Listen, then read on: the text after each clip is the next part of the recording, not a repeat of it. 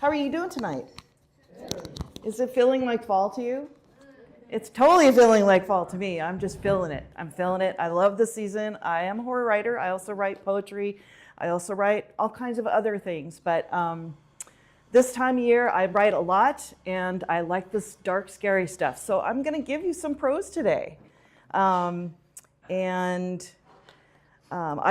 I'm also in the middle of a spooky season tour for Rain Shadows.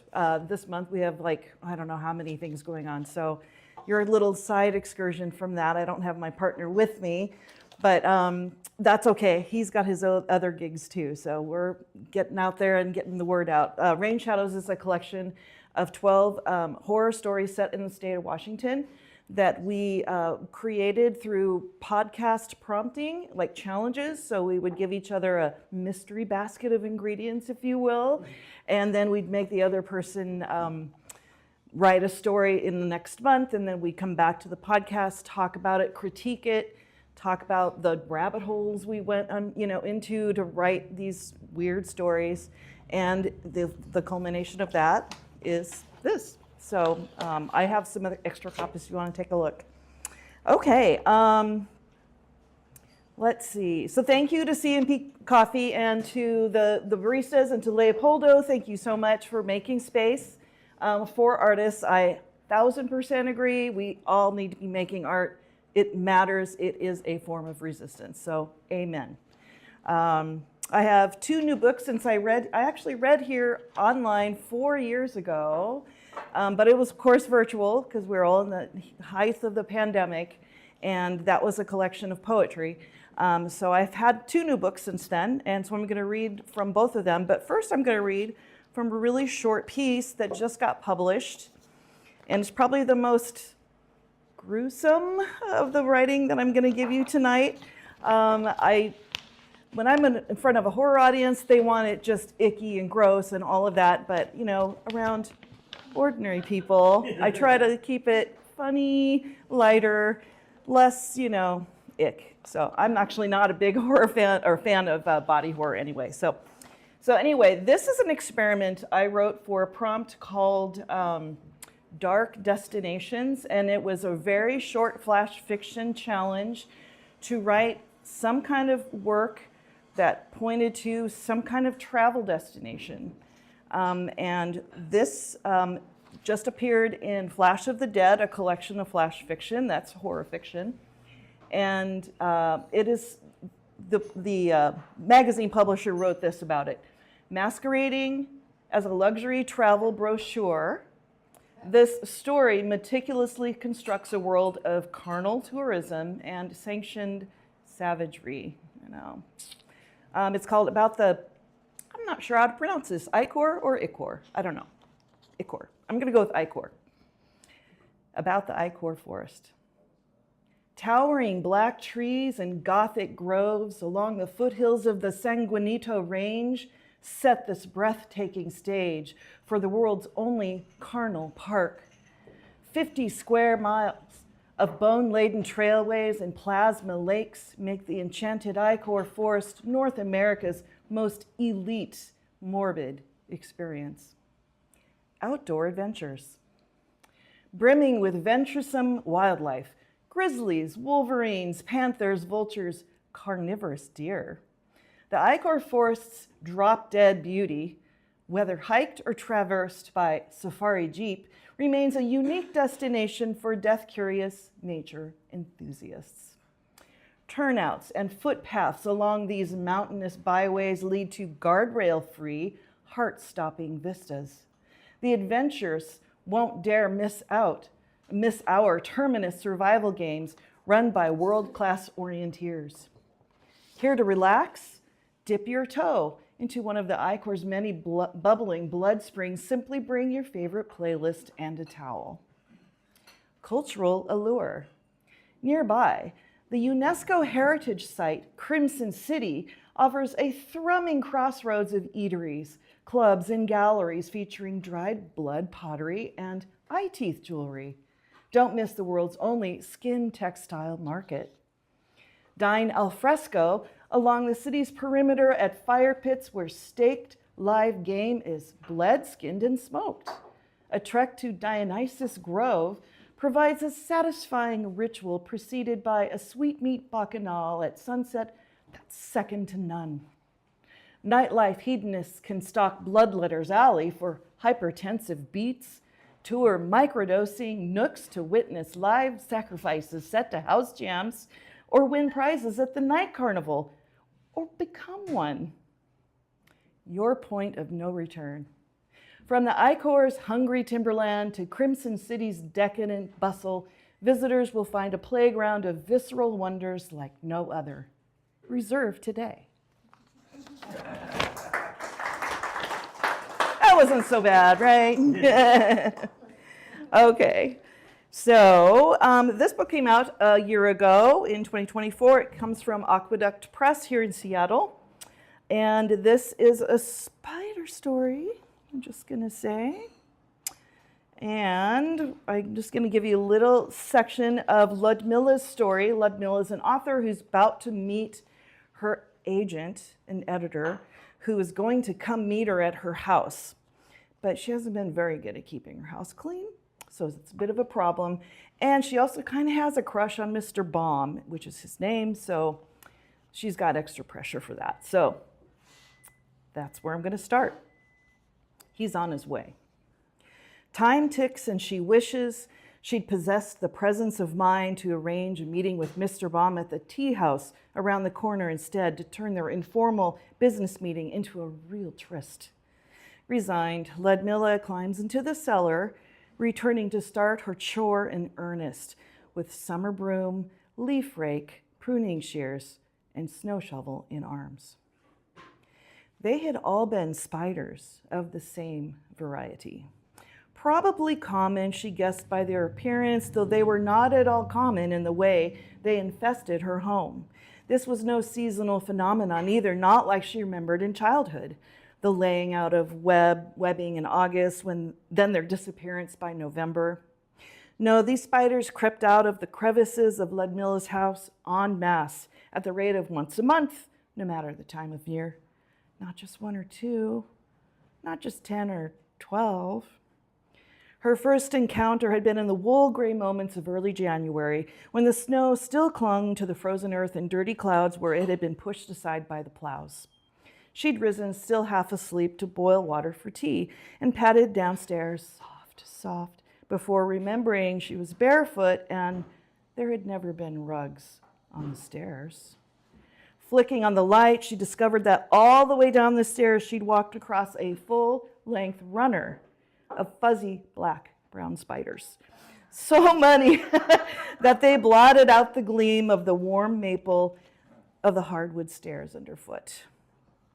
She jumped so high into the air that she thought, or maybe it was a wish unfulfilled, that she might hang there indefinitely, looking down dreamlike across the expanse of arachnids that milled beneath her, climbing one over the other, silent as negative stars. Thousands would appear in the space of a day, filling up the stairwell, overrunning the kitchen, and especially the dark, warm hollows inside the appliances, spinning entire galaxies of webbing across the living room ceiling, corner to corner, from which they would cast silvery zip lines for speeding to the floor. They also preferred the exotic landscapes provided by her tropical houseplants, coveting their shade, and Ludmilla found it impossible to sit on the Davenport anymore without having to brush off a couple dozen spiders clinging to the knit of her sweater at any given moment while reading a book, but never her own book, into the late hours. Instead of working on her manuscript, she did research, learning two things. One, that most ordinary house spiders live an entire year, and two, that her spiders were no ordinary house spiders. It seemed, in fact, that her spiders had come to her home to die. She'd find them clumped together at one moment, crawling over one another in a frenzied mat of grasping legs, bobbing abdomens, and pulsing spinnerets. And at the next moment, they'd be, every one of them, curled into little claw-like blossoms, a vast and endless meadow. Whisk, whisk. At least they were easy to clean up. She makes an unexpected mess of things when the first bag she picks up from the porch breaks open from the bottom, spilling masses of dead spider bodies at her feet. They bounce crisply like bits of cereal from a box to the tiled floor. Into the wide scoop of the snow shovel, she sweeps this latest scourge of carapaces using the bristles of the broom. But where to take them? She is out of paper yard waste bags. Ludmilla strolls the postage stamp yard around her bungalow with her oversized dustpan in search of a solution and comes upon the perfect thing, the burn barrel. Why had I not thought of this before? Such a strange new way to encounter the burn barrel, she muses. Normally she is out there torching the failed pages of her novel, as if by incinerating them, the ashes will form new and better words. She tosses the vermin into the cylinder, then lights a match and the evidence crackles, forming clear blue flames, which emit a strange roasted odor, not acrid like the newspapers and the table scraps she usually burns, and definitely not as pleasant as the smoke from the large leaf maples that shed their foliage in the fall. But Ludmilla finds the scent not entirely horrible, and she's thankful the spiders burn quickly. Then it's back to the porch, and like an automaton, for she must complete this task before Mr. Baum arrives, Ludmilla presses down the top of each filled craft bag with the force of her sensible heel, compacting sack after sack of the slightly composted pests. Then wrapping arms around each compressed bag in a big embrace, she hauls them one by one to the side yard. Ludmilla makes countless rounds, tossing each new haul into the barrel, one after the other, unfolding tendrils of new flame lick at each new addition. The bags each collapse in the heat, the barrel, like the maw of a hungry god, grateful for her sacrifices, swallowing them whole. When all is clear, Ludmilla turns her thoughts to the interior of her bungalow. With the fire still alight in the barrel, she realizes that Mr. Mob, upon his arrival, may need to use the bathroom. She must remove the detritus from within the house before he arrives, just in case. Back inside, Ludmilla prunes away at layered festoons of cobwebbing that cloak the ceiling, some of them filled with cottony pods she imagines hold the lives of millions of baby spiders waiting to hatch. And I'm just going to leave you there. Thank you. You're a great audience. You're such great listeners. Okay, so this is from Rain Shadows, just a section of a story. Most of these stories are pretty long. And this is the first story that I wrote for the challenges, and it's the first story in the book, and I think it's probably my best story in the book. Isn't that funny? The challenges were... Going back, found footage. So there's a lot of different media things in here, which I won't be reading to you because you kind of need to read them, and they're not interesting of themselves. Foraging is the Pacific Northwest quirk, and the location is the Olympic Peninsula, which is my backyard. So that was easy. Let's see. Andy and Jen are best friends. They are hiking in the woods looking for this mythical magic moss wild-grown cannabis because she has MS and she is really struggling to find pain management. And so she's like, maybe I'll do this magical stuff that we can maybe go find and get some seeds and I can grow my own because she's just had it with the medications that they have for her. So she and her best friend are out, hiking through the woods and, they get lost and separated. And so there are 2 points of view, and I'm just going to read a little bit from Andy's point of view. And it's really actually in the middle of the story, so this is not the end of the story. Okay, Andy. The closer he gets to the cannabis patch, the more numb he becomes. But there's something else too, beyond the disappearing feeling, first in his fingers and toes, and then in the wrists and ankles, the knees and elbows, his teeth chattering, his body feeling a sudden, intense fatigue. There's a smell, a rich, sweet, heady funk, not skunky like hemp, but a ripe, sweet umami that makes his vision swim. What is that? He looks up to check the sky, closes his eyes against its sudden flaring, its strange brightness, though no clouds have parted this time. He shakes his head against a dizzy spell. Breathing slowly to recover, Andy looks downslope, notes the unusual way. It looks like a repeating terrace of mounded earth. Rows and rows of it, seen from his vantage point, appearing as weed patches left fallow, with only mushrooms growing across there are spans of dirt. But just 5 yards away, living late-season cannabis plants. Their leafy stems almost glow in the weirdly bright late-day overcast. He takes a deep breath, his nostrils assaulted by the same weird funk, and scours the bushes for a path to the terrace. Surely they have a trail cleared to get there from here. In that flash of a moment, the woods grow darker, like a light switch overhead is suddenly flipped off. Everything looks dark and green, overgrown, impenetrable. He looks behind him. Even the trail etched into the hillside is gone. He kneels to reorient himself, the muscles in his chest tight, each gasp icier than the one before, laced with that rich, earthy stink he can't identify. Suddenly, another wave of fatigue hits him, and Andy relents, laying on his side against the steep incline of the ravine, soggy and quaking, his teeth chattering so hard they might shatter. Still, the smell overcomes him.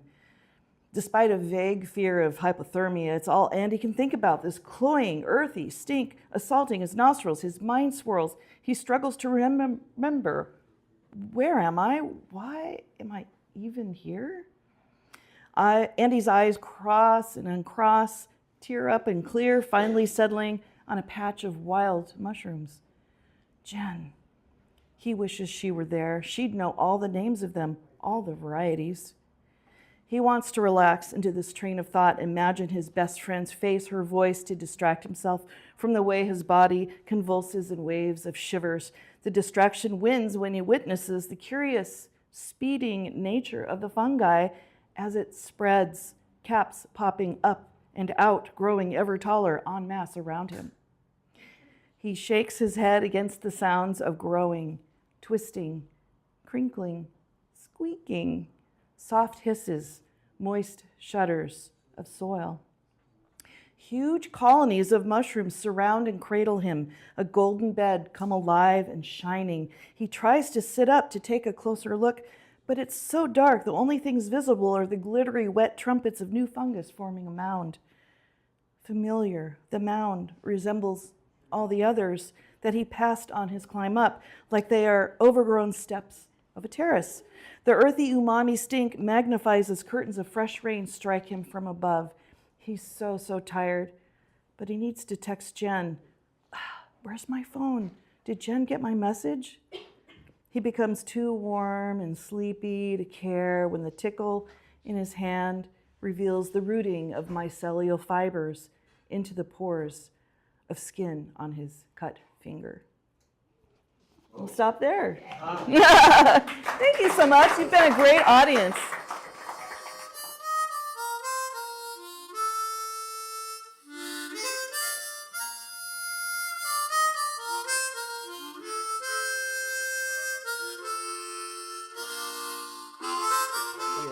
You need to put this on, yeah?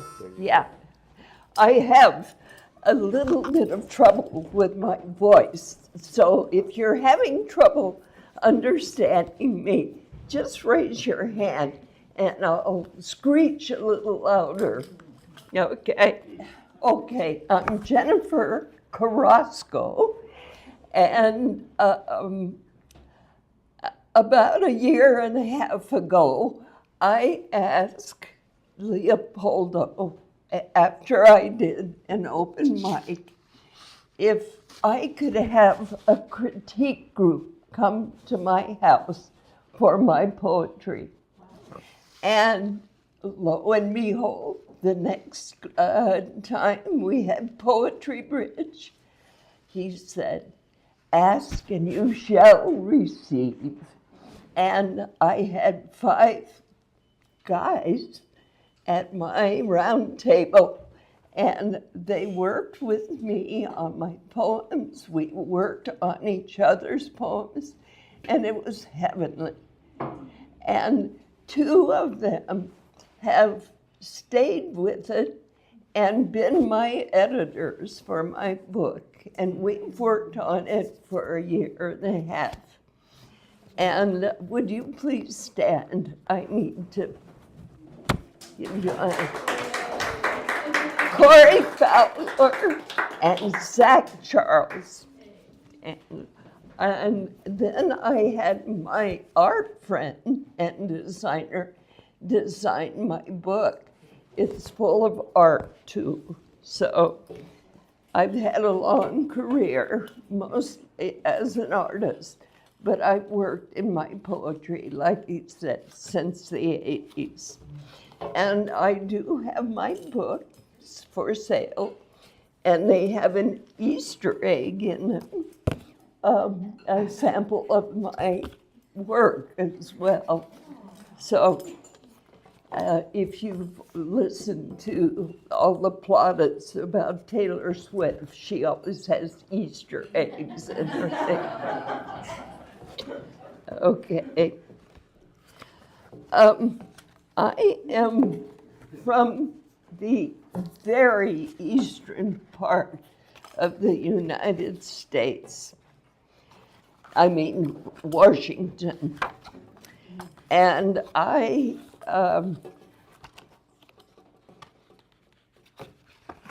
recited this poem the first time many years ago in this place. And I think the only person that heard it was Pete Morris, who owns the place. So, but he liked it, and I hope you will. It's called Seed Wheat, and I marked it, and of course I missed it, 51. There's a piece of paper on the floor. Well, right that's there. just my, Feet. that's Oh, just okay. me. Sorry. Yeah, I've got it. I've got it sooner or later.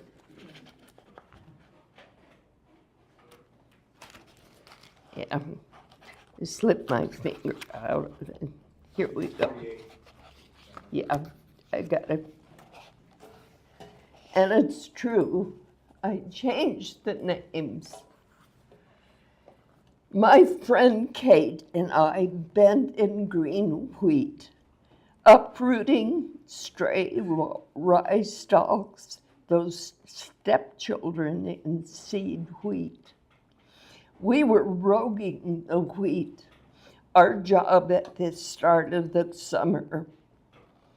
Her giggle tapped the tops of the grain like skip pebbles as we bobbed down the hill, joking, singing, throwing dirt clods.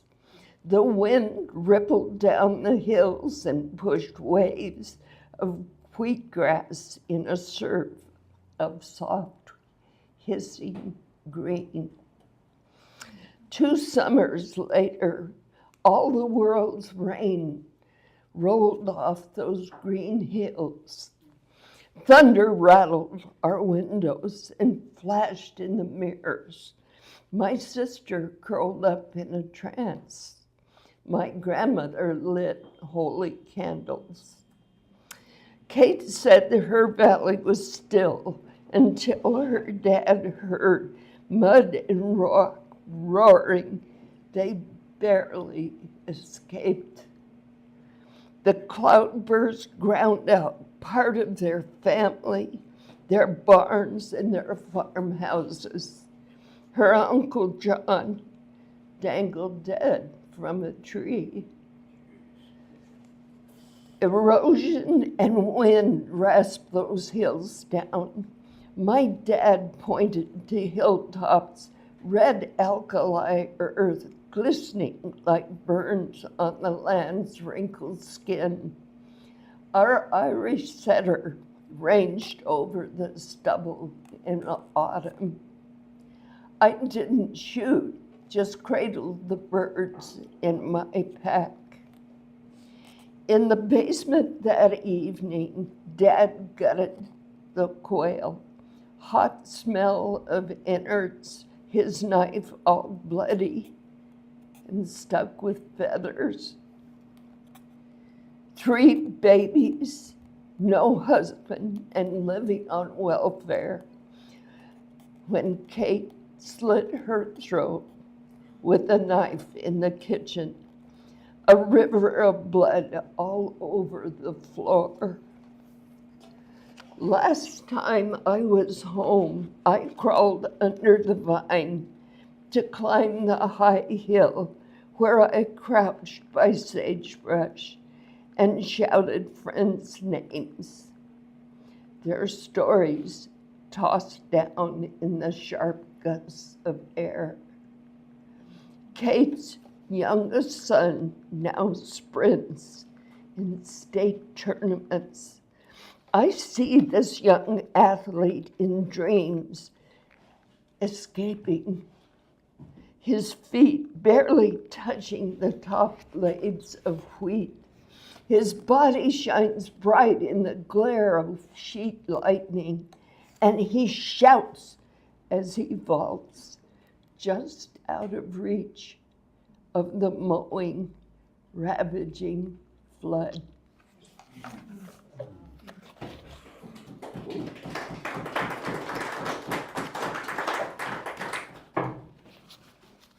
Okay, I did live in the Philippines for a long time, 16 years actually. I was a hippie in Manila, and then I worked for Department of Defense schools. I was a Peace Corps initially, so there's a lot of disconnects in my life. Yeah. Procession of Virgins. In the old families of Manila keep a life-size statue of an elaborately dressed Virgin Mary encased in glass boxes in their family's ancestral homes. Once a year, these statues are brought to St. Augustine Cathedral to join the night procession around Manila's ancient walled city of the intramurals. I saw this and it knocked me out. So, Procession of Virgins. The street of blue twilight receives God's mothers. Manila's virgin rise on their glittering thrones, lifted by men who lead rosaries of shuffling women shawled in black. Ave Maria de Santa Rosa, the Virgin of São Paulo, the Queen of Sorrows from Binondo. You and your sisters show pale faces like the tilted eye of God in a radiance of crinkled hair and diadems. Your Spanish brilliance creates a retinue of comets in the dark.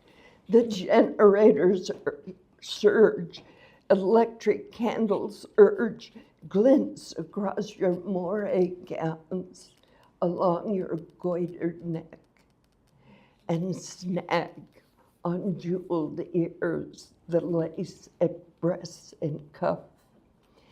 Gate of heaven, morning stars, you are the dazzle on sweating walls, the lustered gleam on fetid palms. You clothe with gold and majesty the starving dogs and ragged beggars squatting by canals.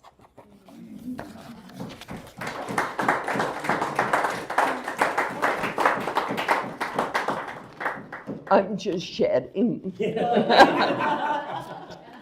Okay. And I'll read Oh, I see what you just did there. since you're gonna think I'm a real goofball. See, look.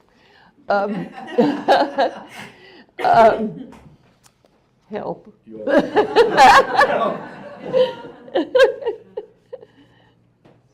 I get carried away, Leopold. Oh, thank you. Yes, I won't push. This is the last one I'll read, and I will have my editors take the stage because my voice gets out. I've got a tremor. I can't paint anymore. So I just turned to my other love. That's the day the animals returned. For 8 years, I was a Georgia and South Carolina artist in residence in many schools throughout both states. I spent a lot of time on the road, driving and thinking.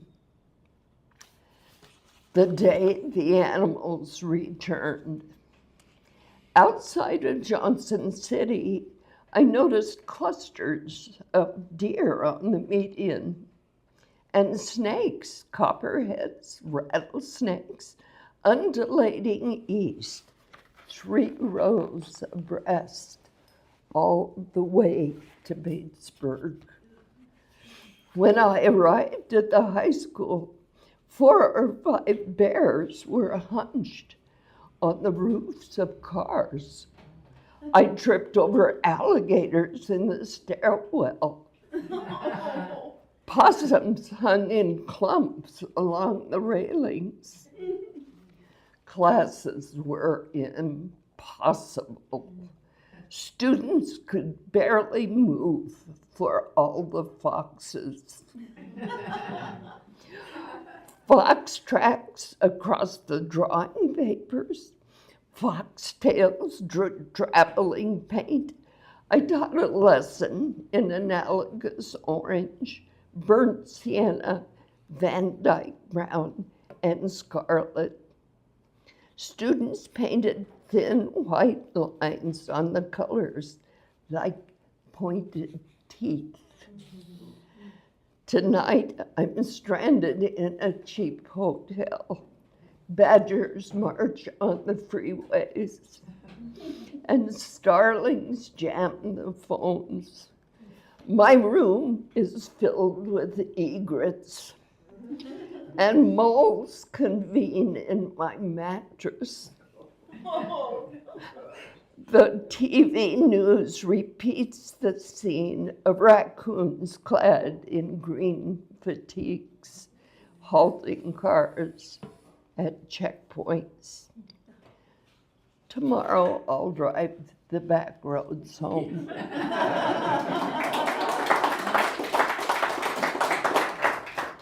Thank you so much, Jennifer. I'm so glad you chose to read in your own voice.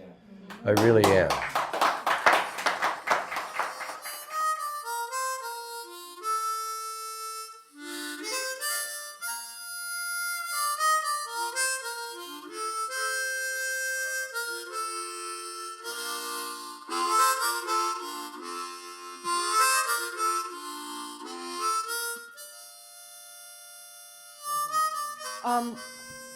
Last year I read a number of different things, and actually I since all of these are videotaped, I kind of scrolled through it a bit to make sure I wasn't wearing any of the same clothing or reading the same poems. So, and then I'm going to read at least one that's new.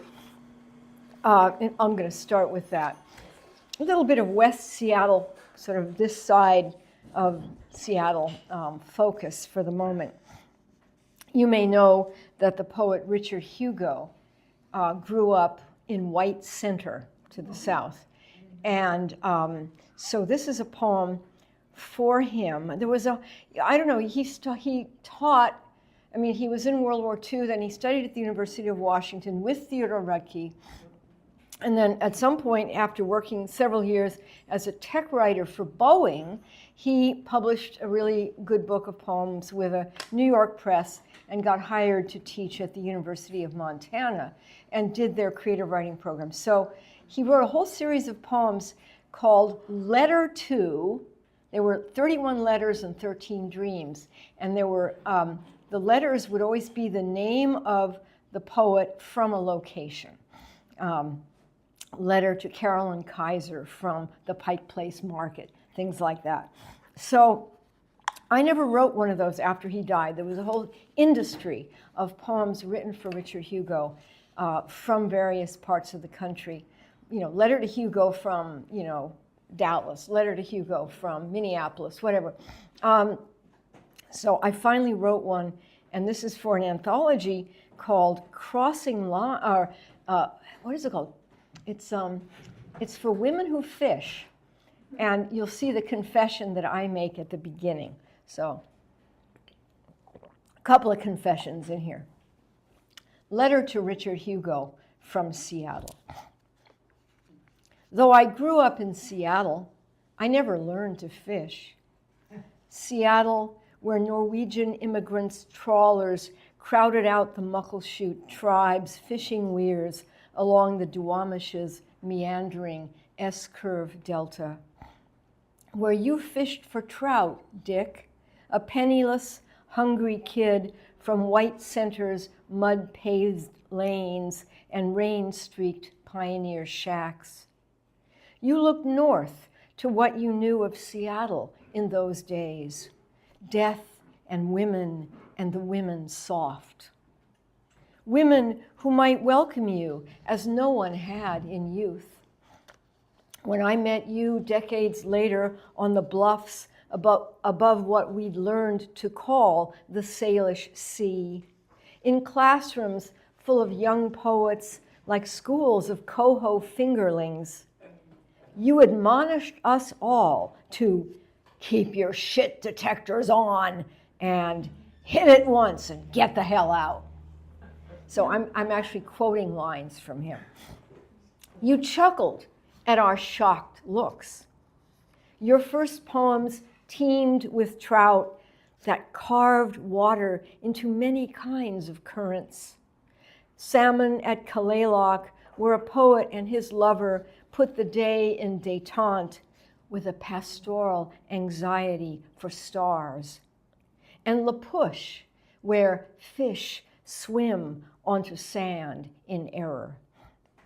La Push, I also visited in error with my first love, searing my hand on the exhaust stack as I hopped down from the logging truck where he and I had hitched a ride. His arm around me held me from collapsing on the gravel track before the glares of Quileute fishermen. They didn't appreciate the hippie kids in their town. That first love slipped away years later, as if he'd memorized your words. Swim, and you are not in your country. What is his country now? What is mine? And this is part 2. The summer before any lover slipped into my tidal stream, I lingered on a pier on Fire Island with my granddad, Harry, trying to reel in his line that jerked with snapper or black sea bass, while he shifted a cigar between his teeth and regaled me with stories that could have been yours, Dick, of bigger fish and women who got away. Or was that a Sunday on Long Island that same summer with my Uncle Henry, who told me, "You're 19 and it will be all downhill from here, kid." His prediction, a hook in my jaw, snagging me decades before I was ready. My poems have come back to yours, Dick. Those driving iambics and that final blow that seals the revelation and the poem. And I became the woman who would never be caught, the one who would always get away. Thank you. Okay. Well, this is a sort of a solemn time, but I don't want to get overly solemn. But there are some things that happened in the last couple of years. My husband, with whom I had moved back to my native Seattle 20 years ago, passed away in mid-January of last year. He had Parkinson's, and then on Christmas Eve of 2022, he fell and broke his hip. So all of 2023 was a series of surgeries in hospitals and care homes, and finally he had a major stroke in mid-December of 2023, and he passed away a month later at Harborview. And that was an amazing month. But this poem is from a little earlier in the whole sequence that I'm writing. It's called Cautious. And I think you'll recognize everything here. Imagine going down the 18 steps down from the landing to the carport. Hold on to the handrail, you remind me, as we go down the flight of stairs to the carport. Yes, yes, I reply, no longer skipping as in earlier decades, but still limber, still quick on my feet. I step lightly and only tap my hand along the banister as I descend. Your steps are heavier, more tentative these days behind me. I let you pass, so I'm behind you, so you can still be the one who would break my fall if I tripped. And so you can't see that I'm not quite doing what you ask. What has made you so cautious? As I climb the kitchen step stool to put away the less used cups and glasses on the upper shelves, you step behind me and put your hands on my waist.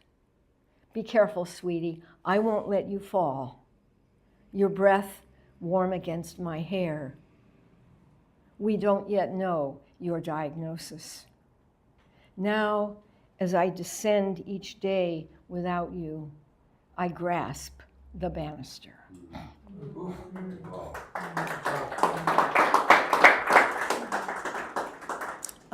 Not too ironically, it was from that step stool that he fell to break his hip. Okay, how much time do I have left? 6 minutes? Okay, we're still here in West Seattle, so I'm going to read one poem by Eugenia Toledo, who Leopoldo has met and has heard her read. I don't have a lot of time, so I think I'll just read this poem. Oh, should I read it in English or in Spanish? Eugenia and her husband had a house right here in West Seattle for a number of years, but now they live in Sultan, up in the mountains with their son, Frank. And so, but they are going back to Chile, I think, next week for some time. So this poem is from the book called Map Traces, Blood Traces, Trazas de Mapa, Trazas de Sangre. And the translation was with, I did the translation with Eugenia's consultation. And it was a finalist for the Washington Book Award, Washington State Book Award. And, oh, by the way, I have copies of all the other books that Leopoldo mentioned or, kind of summarized, but I have this as well. This is called Another Language, Otro Lenguaje in Spanish. Return in reverse. Chile, sooner or later, we will meet again. In Seattle, arriving home. Someone said that it's impossible to be in two locations at once, and that to be in another place, you need to learn its language. Will the second idiom slip through the labyrinth of our bones like the first one? Closing the blinds, which will frame the next step, beginning or end? The stories approach always from a distance. Not all manage to arrive. Some stop and gaze from afar. Others that were over there approach and stop in front of the windows. Passing through the window panes, they'll discover the formula for returning the world to its proper place, to continue, to return, to yearn. And yes, we want the world to return to its proper place. And I also picked up a number of flyers for the next New Kings demonstration or action on October 18th. They're right there, the little green flyers. They're on the table. Thank you. Okay, we're coming up. I wanted to read a poem in form. I don't know if there's going to be time. A poem called Mirrors of Bagram, which is that air base, the only air base that 45 left open, and now that he's 47, it's still the only airport left open in Afghanistan. So that made it very hard for Biden, President Biden, to help all the troops depart. But I'm not going to read that one. It's in the new and selected The Stream the World, which is, there's a copy right there. So you have a choice. Ludmilla and Yulene really should get together and have a hot date. And also, Yulene has been all over the world. But you have a choice, since we're coming up on the end of the month. You can listen to Pagan Panegyric Yulene, which is an abecedarian, which is a lot of fun, so it's 26 lines long. Or you can listen to Yulene's Halloween, which you can, the audience gets to vote. How many would like Halloween? How many would like Pagan Panegyric? Oh, it's almost even. I didn't count. Again, Halloween. Panegyric. I think I got more for panegyric. Okay, it's more fun. All right, here we go. This is, I said it's an abecedarian, and each line increases by one word. So the A line, 1 word, the B line, 2 words, the C line, 3 words. And it's maybe a little disrespectful of some institutions, but judge for yourself. Now, Yulene is my alter ego. Actually, she was my alter ego, but she has become, well, shall we say, she's the guiding principle, and I have become a holographic projection of Yulene. So here she is. In fact, this cover image is entirely by Eugenia Toledo.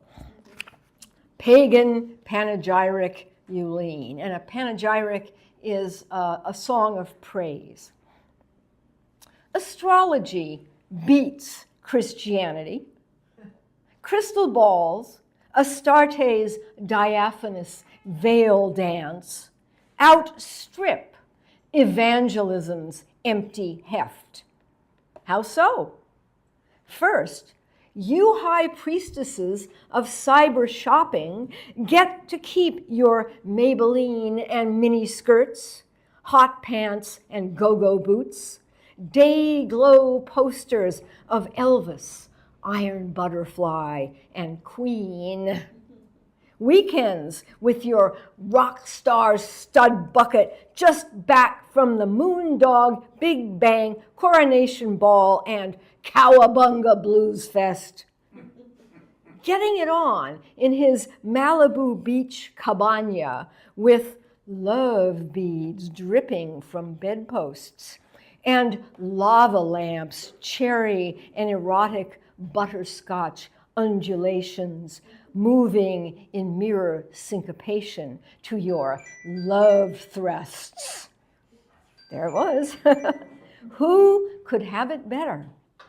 No way to beat those odds or press the juice from those sacrimonious grapes on the Mount of Olives, the Garden of Gethsemane's penultimate regrets, next door to which Pilate washes his hands in silver finger bowls and asks the Pharisees if there are any further questions. The graybeards shrug, resume their davening, folding their grievances into the oldest human grief. Meanwhile, the ragged-haired non-union actor drags his plywood cross through the studio backlot's Via Dolorosa dust like the real simulacrum. Only groans, no lines, hence no residuals for this Redeemer, though his part's the crux and epicenter of the whole millennial passion fall. Between scenes, he smokes in trailer's shade, reads tarot for future gigs. Hanged man and Hierophant unmask his dangerous luck. Chuck it, he thinks. Make up with Eugene, amateur belly dancer playing Magdalene. In her bungalow at Venice Beach, they used to bawl in palm-fringed sunlight spilling onto Javanese floor mats. Then his jug band's touring schedule revved. He wanted his space, canceled their romance like maxed out credit cards. Her anguish loomed, Cassandra keening over nuclear ruins, until the set of this X-Files induced fantasy of alien abduction back to 33 AD. Madeline, a cyborg who'd washed that son of man right out of her hair. You'd think Hollywood would learn. What happened in ancient days keeps happening. Magdalene loves Jesus. Jesus, Eugene. Dwayne. At least Jesus has a higher calling. The zeitgeist on high zaps him from the marriage canopy. Eugene sobs tombside in her zodiac print veil. Now what? Stay tuned for next week's thrilling revelations. Thank you. Thanks very much. Yes.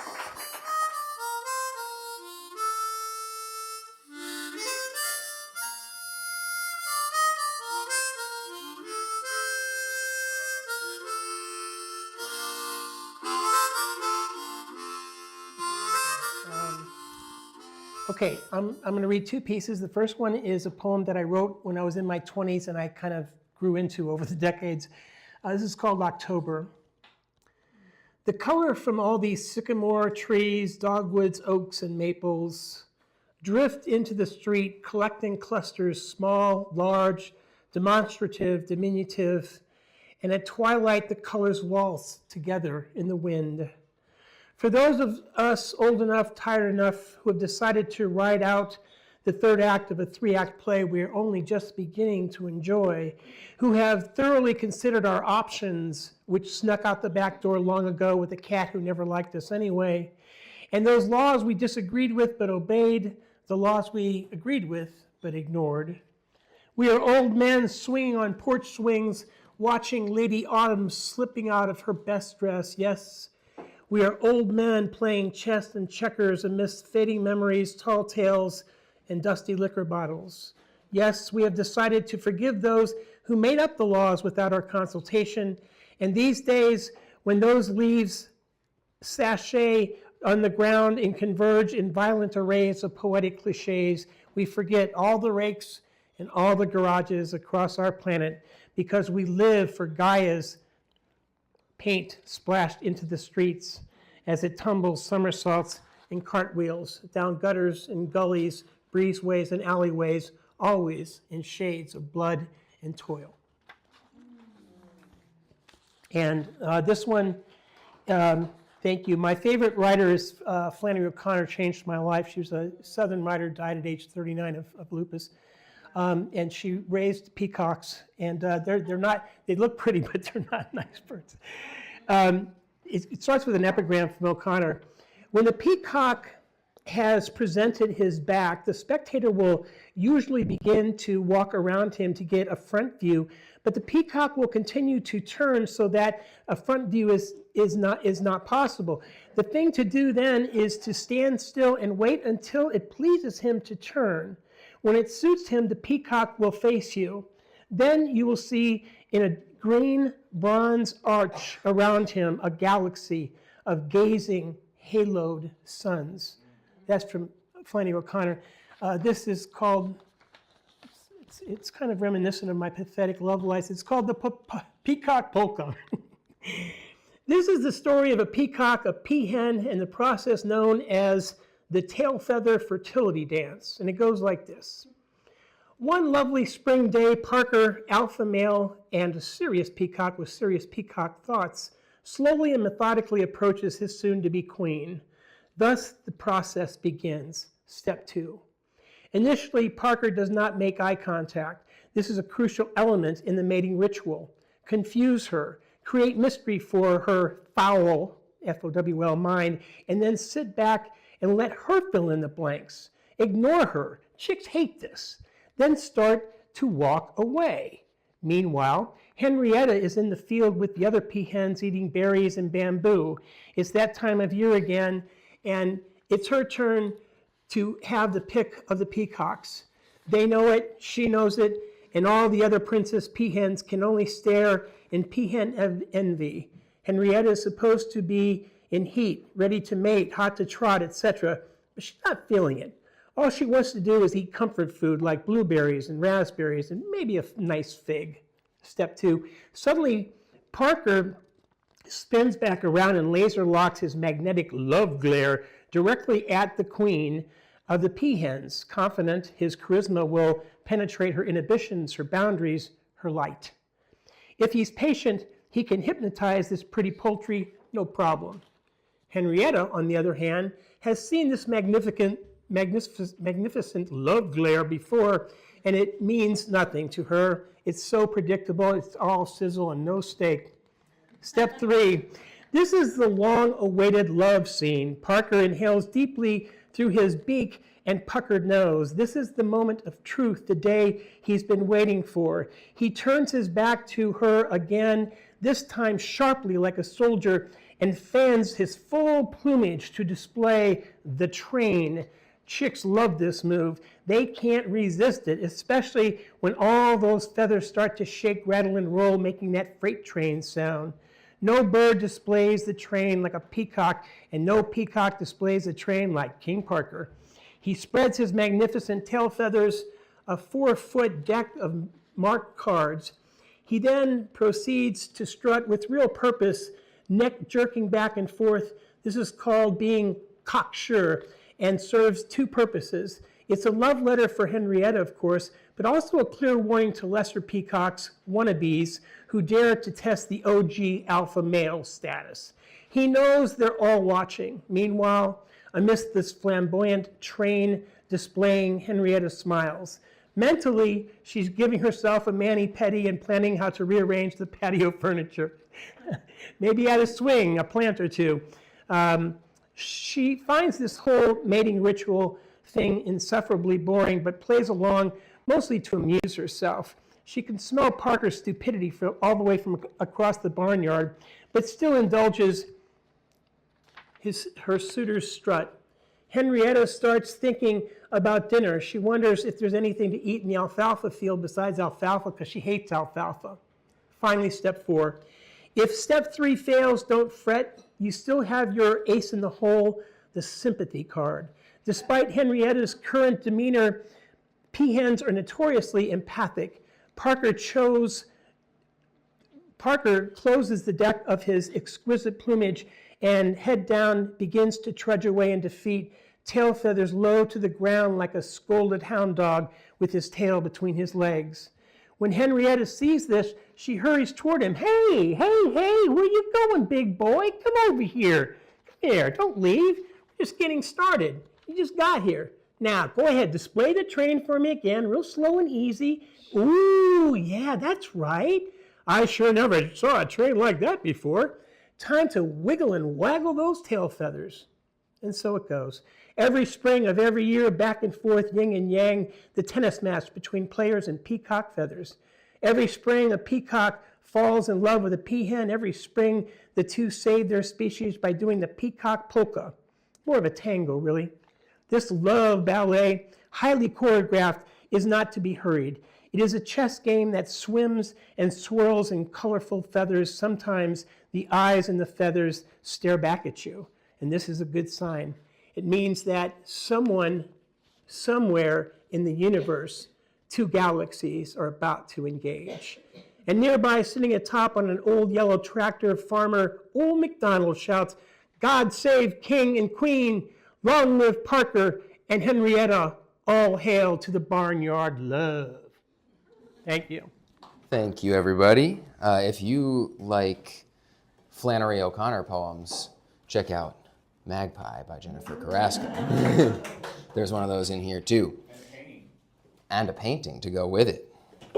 I'm going to read a poem that a fraction of it is in my editor's note in here in honor of Jennifer tonight. Before I do, on the topic of the No Kings protest, there is a call out right now, excuse me, for work of any style, poetry, prose, visual art in response to whatever's going on right now that makes your blood boil, grinds your gears. If you just Google Winter in America Still or Winter in America Again, you'll find the website and check it out. If you also go to CascadiaPoeticsLab.org, you can find your way from there as well. So check it out if you've got work that speaks to what's going on right now. When I am deep in a painting, I become it. Jennifer told me that when she was giving my partner and I a little calligraphy lesson. You start with the bamboo leaf, she says. I learned that living in Taiwan. And oh, I got this specially carved stamp there, but Carrasco doesn't translate well to Chinese, so the carver wrote, exceedingly beautiful Mongolian watchtower. And she falls into a fit of vermilion laughter. Vermilion, she is teaching us two of the old Chinese strokes. First, the bamboo leaf, and then the section of the stalk with its infuriating damn nodes. Oh, I used to be much better at this, and she leaves us to practice on newspaper and rice paper on which you have to be that much more confident, that much swifter and more precise. You get to do it once, and you have to practice 10,000 times before you get it right. And in the meantime, she works on lesson 2. Her wrinkled hands are shaky, but she will teach this one more time. How to get lost in the world of vermilion. I glance up from my watery gray ink marks, and it is all in here, all in her attention to the color, smeared with bristles and a stained handle. She has found herself in the cerulean. She passes through with yellow, and in that moment, the ocean swells into being. Its tide at the whim of the moon of her unsteady hand spreads itself over the vermilion coral. And she is once again awash in every sense, in the music of dolphins and scent of salt and tartness of the clementine, the mirage twinkling on the white foamy crest of a wave at sunset. And then she is back to us, explaining how to layer glazes in order to find the form. But the bulk of the teaching has already been done, because as I look to you, I can tell we both know there is a secret inside the vermilion tube, and the word to best approximate it is love. Thank you. My name is Shannon Kringen, and I was born in San Diego, California, and I have an art car named Opal Moonstone, and I just got back from a road trip. I drove all the way, I talked to a friend of mine to drive all the way to San Diego in my art car to film a music video. I wrote a poem called Only Child, and we made a music video, and that's what I did. But I want to read a poem about my childhood. I'm in my 50s, and I've never been married, never had kids, and I'm just still trying to let go of my baggage, so I'm going to. Okay. I left my heart in San Diego. San Diego, San Diego. San Diego, San Diego. Eucalyptus sent the wind. Eucalyptus sent me back. Intimacy chasing me, feel like it's erasing me. Into me, you see? Self-abandonment got me stranded again, polluted and uprooted. Ocean beam, come clean, manifesting dreams. But how do I get to that? Healing reveals the dreams. But how do I get to that? I have to drop the trying to sync with the rhythm. Lost am I? An outsider am I? Never scratching my itch. At times I'd rather die. And I sigh. It should be fashion to have compassion for this self-indulgence. Dares me and scares me. Neglected. Shanny panny boopy doopy freaky deaky. Projected, past, present, future. Please have faith in the spark of your birth. You have worth. San Diego ocean beaches, sandy dunes, tunes of dad strumming his guitar and mom spinning her potter's wheel. I make mud pies in the backyard, scarred perhaps by divorce and neglect. Left alone in grandma's house with television, my friend, and plenty of chocolate chips to stuff my belly and deny my emotional needs. The San Diego Zoo on Tuesday with step-grandpa. Waldorf salad again. I'll get you, my pretty, and your video camera too. Love, pain, anger, fear, shame. Am I to blame? Screw it. Give me some sugar cane. You don't really have any problems. You're hallucinating. Grow up, feel it. Don't let anyone steal it. Move on, revolve, evolve, dissolve. So, thank you. So I'm still trying to let that go. And my way of, I do believe we should make the world a better place in whatever way we can. And my way of doing that, I guess, is to indulge in my individuality. And I appreciate every single person's individuality in here. I'm fascinated by how unique each person is. I think it's beautiful. And I just want to say thank you. So Ocean Beam, come clean, manifesting dreams. And so I hope that I can heal and grow and learn. And I'm happy that I'm going to be featured. Getting ready to do the feature thing in March. And so thank you for inviting me to do that. And I love being here. And I have Kringonian Pizzazz. I self-published this book. And then I have Kring Flower, and I self-publish this. And I do visual art and poetry and music. And I'm recording music with Interactive Jack Records in Seattle. And I turn a lot of my poems into music. And Okay, long-time listener, first-time reader. I actually had planned to read for Jennifer for her book today, but she's the only one who could actually get me from the back side of that room up here ever. I'm just going to read one poem, and to continue the October kind of spooky theme, I decided to resurrect this old Gothic piece from the dead. This was not what I'd planned to read tonight, but it just felt right, so we're gonna go with it. It is a formal poem. Can you guys hear me okay? So, okay. Yes, I can. Does that sound better? Yeah? Okay, all right. Yeah, it's actually a very formal poem, but and it's not, just to be clear, it's not my normal type of poetry. I mean, I do write formal poetry, but this is even a little formal for me. But anyways, flight. A sudden strong desire moved her to write her many feelings down before she was struck to silence, unable to form any sound. She found herself a page and quill, but not a single drop of ink. In a pinch, the cut on her hand would have to do then, she did think. But before she could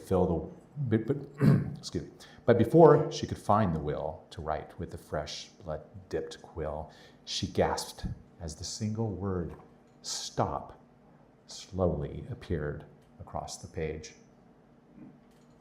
She was frozen still by the sight of this word so boldly written in flowing wet crimson on white by some undetected specter. Was she finally unfolding from what had been done and been said? A second shock came when the word holding flowed out in the same red. Her mind began racing over this strange pairing of words and blood, but she had no time to ponder once her ears heard the heavy thuds come from the far end of the hall, pounding louder still in her ear until the floor began jumping as the insane thumping came near. She desperately had to escape. She desperately had to get free. But she was now taken aback when the possessed quill scratched out me. Her thoughts then scattered like roaches skittering across a bare floor, not from 3 words, but rather a sudden bashing on the door. Fearing the door's lock would not hold, she slammed a chair to the casing, knowing the beast she was facing was a mountain of feral rage. She rushed back to the waiting page, and brandishing the bloody quill, she resigned to have the last word in this madhouse of harm and ill. She once again hesitated as she struggled to understand how any spirit could inscribe, "Stop holding me," in her own hand, but heard the sound of cracking wood and then the chair's clawed feet scrape, scrape, scraping like a monster canine tearing at a kitten in a crate. She searched over crook and cranny, but there was not a place to hide. So she threw open the window and stared down at the town outside. The quill and leaf began to flap like a frantic bird fleeing its cage and flying to the streets below. In her blood came down on the page. Thanks. I'm also in my 50s. This is called On the Water After 50. We sat at the table for two, the one with a view of the lake, wilted roses in a vase. You ordered mussels and talked to me about the sea. You spoke of sailing, the way the wind on your face brings out your aliveness, the way hoisting the ropes was like poetry, your body riding line by line as you moved beneath the mainsail.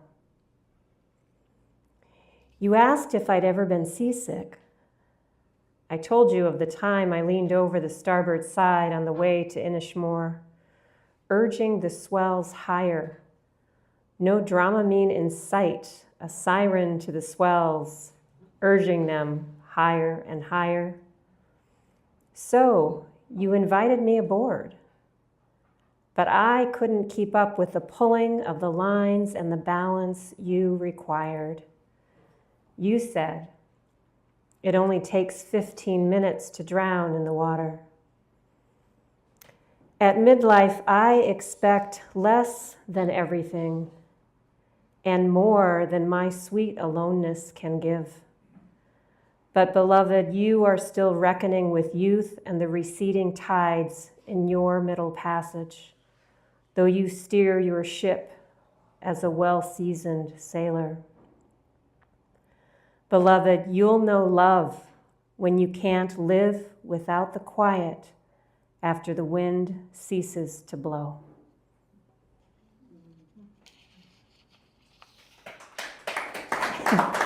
Thank you.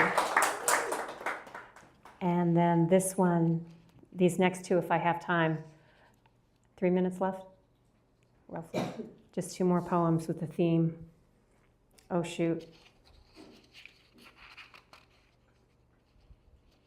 I got the wrong one. Oh, well, I guess I'm reading these. This is called Before I Go. When I am 80, I want to be that old woman sitting on the park bench near the water's edge, finally knowing the horizon as love letter, song, bread, and wine. It's not what you did or didn't do that matters. Can you sit still in winter under a forgiving sky?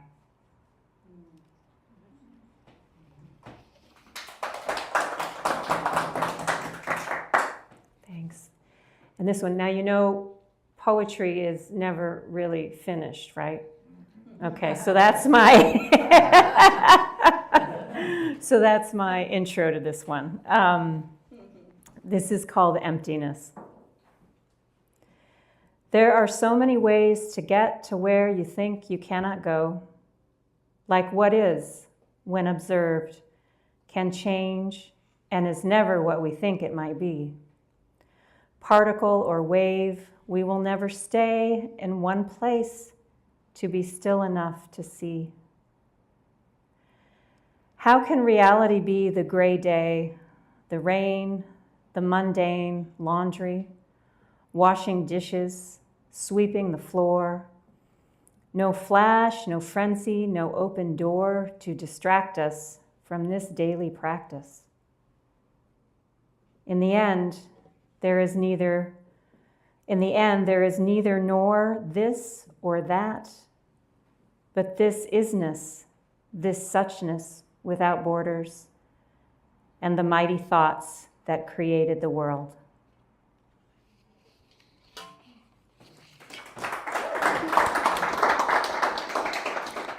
The first is inspired by going to the Issaquah salmon hatchery on Friday. Musky smell of fall, of a scent journey. Words rally for pleasant smells, roses or honeysuckles, but recoil around putrid ones, like dying salmon at the end of their run. One salmon hung back in the water, no flailing of fin or tail, just languid surrender to the current, letting its muscles relax. I don't know what death smells like, though I've been told in those final moments, the human body releases its fluids, urine and bowel. We know those odors all too well from infancy on, like the heady scent of manure in a pasture of cows. But what do I call the scent of a salmon's surrender? Thank you. Thanks. This last one is abundance of pumpkins at the grocery store. It's a turnaround season. Lapsed light, mornings chill, end of spider murals in my garden. It's the overcast skies that stoke my glum. I retreat bear-like after the fat of summer into sedentary. I have to say, I like the quiet, the chance to contemplate, the slowdown. September brings sadness with the gong of back to school, marking the end of summer's free ride. A certain tension enters, but October is a landing, a settling back to warm clothes, fireplace heat, lap of cozy, abundant colors of glorious pumpkins. Thank you. Hi, I'm Mary. Let's see. I was trying to think of spooky things for tonight too, but I came in with a couple that I was thinking of reading that I wrote this past week. They are maybe spooky in other ways. I have been playing with the Google Terms of Service and making poems from them. So, this first one is an erasure, so it's in the order that things appeared. And the Google Terms of Service is actually 17 pages long. It was really, really long. And I was really noticing two words over and over, and so that's what you hear. Erasure from Google Terms of Service. You must have permission. We give you permission if you agree to follow. Follow these terms, and the permission we give you continues as long as you comply. Although we give you permission, we retain any rights. You must follow, comply. Everyone must follow. If others aren't following, we act. If they've given you their permission, we need your permission, your rights. You provide that permission through this. That might require you to follow additional rules. You may not use this without permission, by law. We give you permission.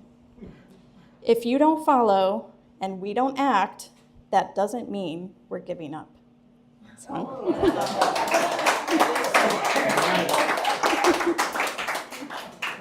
And then the second one is a found poem from Google Terms of Service. So this is not in the specific order. I just chose some words to make a story. All right, found poem from Google Terms of Service. O spirit of the machine, crawling robots, and systems of automated algorithms give us access to your goodwill, your worldwide display of advantage. We offer our parts to modify, distribute, sell, reproduce. You are royalty, which means host. Save us from your judgment. Please don't disable our knowledge. We'll change this version of us. We'll make, write, generate, claim no ownership of the personal. We belong together in relationship arising out of language and compromise. Oh, all tempting authority, there is no human substitute for this easy intelligence. You are designed to learn. We are willful in giving our secrets. We provide our time anytime. We use capital letters to help make sure you see it. Take our rights. Tell us we're free. And that's it. Well, good evening, everyone. Nice to be back here at C&P. I have a few poems here. Hopefully I can get in 5 minutes. I too am very, very distraught at what's happening to our country, to our land, to our city. This is called Hurricane of Pain. I don't need a flashing sign to know that shit stinks. Suddenly, life has turned dastardly dark as the summer closes its shades on grace and goodness, and the storm outside continues to perpetuate rage, tenacious and frighteningly determined. As a writer writes, and the golden days glow, gently gleaming with warmth and wonder, truth and unbelievable consequence, whips and wallops unrelenting. The past is always present, and the present is not always a gift. In these troubled times, the spool unwinds, and we scramble to pick up the pieces of what's left of us.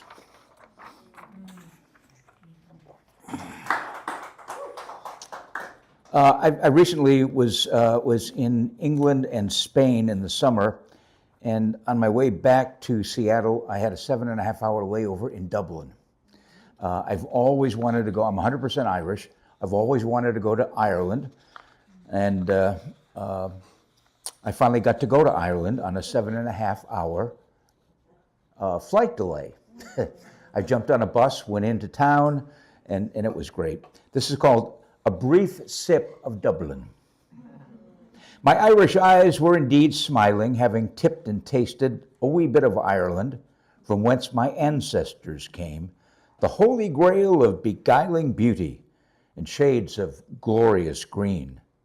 On a 7-hour layover, I ventured into Dublin, stepped off the bus into a distant fairy tale, told to me by my grandmother, oh, so many years ago. Ireland, the home of Oscar Wilde, Guinness beer, and the left-behind memories of my ancestors.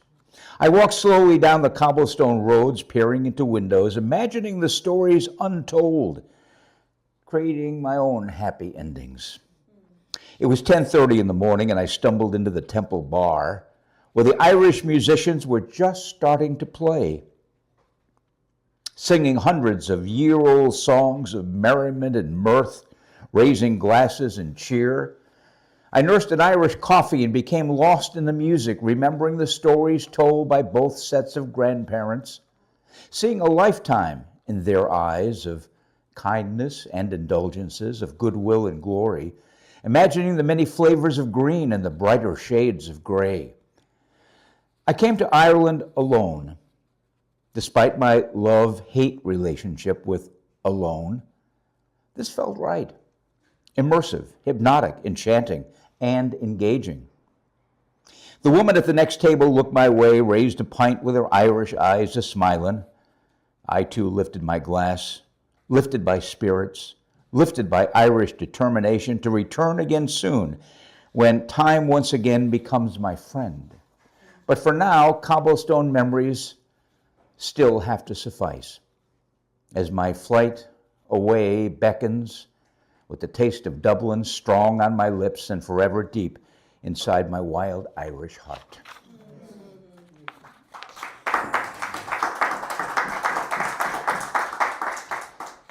And this one is called One Eye Blind.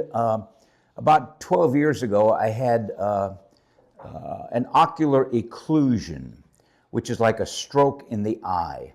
I'm only able to have vision in my right eye. My left eye does everything but see. It tears up, it blinks, it does all the things that eyes do, except to see. This is called One Eye Blind. With one eye blind, I can now see much more clearly as I stand steadfast, stable, and secure, keeping my balance on the edge of tomorrow and the uncontrolled circumstances as I wait ever so patiently for my dreams to rise from fractions of the whole. And this last one is called Autumn Morning. The winds of autumn separate leaves from the trees, separate fall from winter, separate me from yesterday in a rolling sea of fragrantly tantalizing colors. Emerald green leaves tumble down together, intertwined with luminescent yellow and deep, rich golden brown, with all the colors in between, from life to death, in preparation for winter and the birth of spring, like sunshine after a rainstorm. I run briskly through the fallen leaves, remembering my childhood, searching for autumn like a missing child who watches me, waiting and wondering if we will ever meet again. But for today, I am in love. Loving the sounds, loving the smells, loving the taste of time, running swiftly in the wake of who I once was, of who I will always be, as winter moves closer with each new moon inside the autumn sky. Thank you very much.